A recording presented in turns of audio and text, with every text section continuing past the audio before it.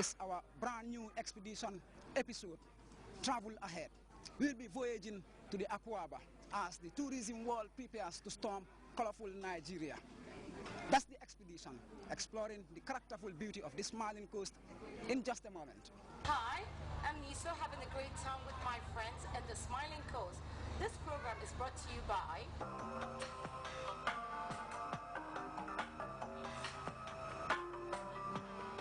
It was one of the ultimate events which weakened and broke the colonial vein.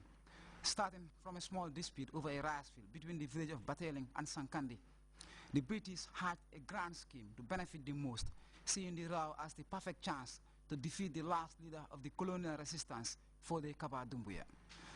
Years of waiting and unsuccessful attempts to overcome the challenge posed by Doumbouya, the same way a host of other anti-colonialists were silenced, eventually culminated into the Sankandi affair, which saw a simple communal brawl that could have been easily resolved, turning overly bitter.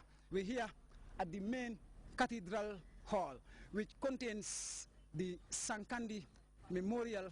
This memorial is actually in memory of some police constables who were killed at Sankandi on the 14th of June 1900 whilst performing their duties.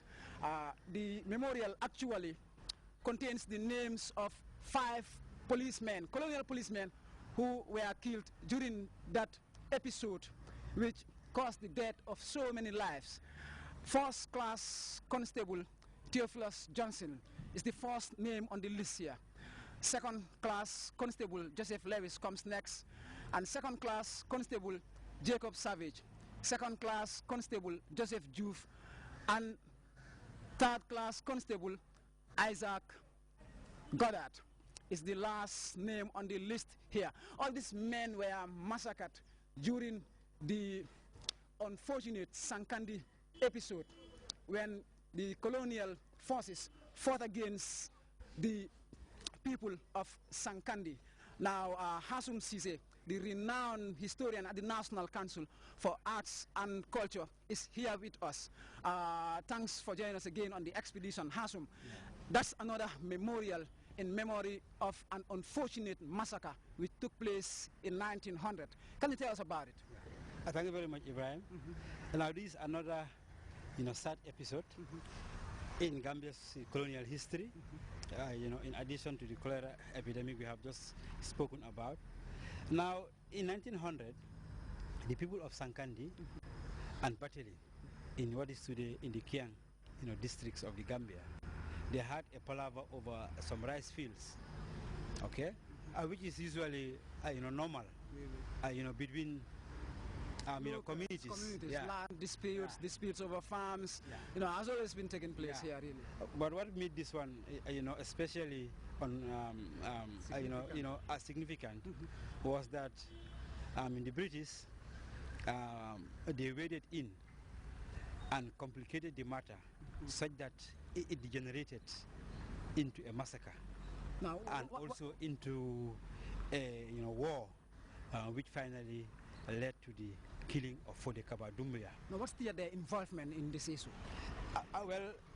When the rice field, palaver erupted, yes, the governor in, Batos, he heard of it, and he knew that, Sankandi people were allies of Fode Kaba Doumbouya. Fode Kaba, who was a great warrior in those days. Yeah. Fode Kaba was the warrior, and he was the main headache of the British, because the British had defeated Musa Molo. They had, conquered, the forces of Mabajahu, and Sedmati in the Badibus.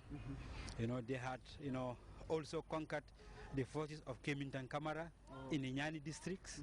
So it was only Fode Kaba Doumbouya who remained as the resistance, leader, so against British rule. After conquering all these freedom fighters, they were on a quest to get Fode Kaba down. Yeah. The British were really hungry for Fode Kaba, and this gave them an opportune moment to finally hit him on the head. And so they knew that... were they able to, execute their intention? Well, yes, I'm coming to that later. So when they knew of the dispute, they knew that Fode Kaba was a friend of Sankandi people, okay? whilst they knew that battling were not friends, of Fodekaba.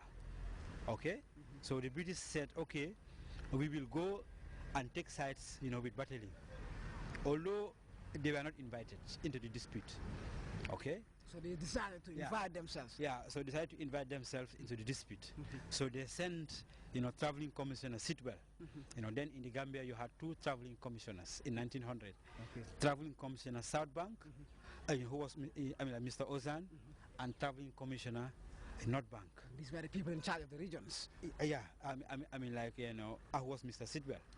Okay, so they asked Mr. Sitwell to go with an armed escort, of the 5 constables, okay, to go to, Sankandi. So when he entered the village, okay, in June in 1900, he found the villagers, sitting at the village square, okay, discussing, with their chief, Banadabo. So Sitwell came with the armed party and tried to arrest, the chief. The chief of Sankandi. Yes, the chief said, what have I done? He said, you are under arrest. And the chief said, no, I'm not under arrest. So there was a push and pull.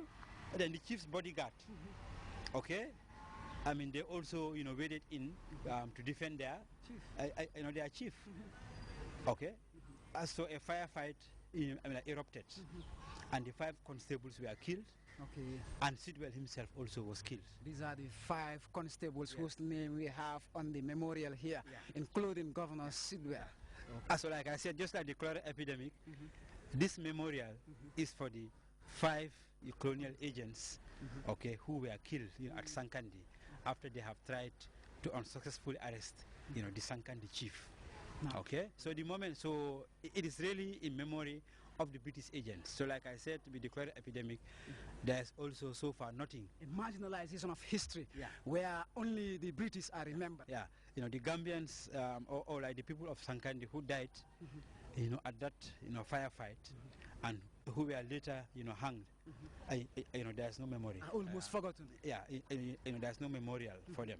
But that aside, after the 5 constables were killed, together with their commander Sidwell, the British became very angry. So they, brought in reinforcement, from Sierra Leone. Okay, and in September 1900, they bombarded Sankandi, and the whole village, was burned to the ground. It was almost, a full-scale war. Yeah, the village was burned to the ground, was razed to the ground.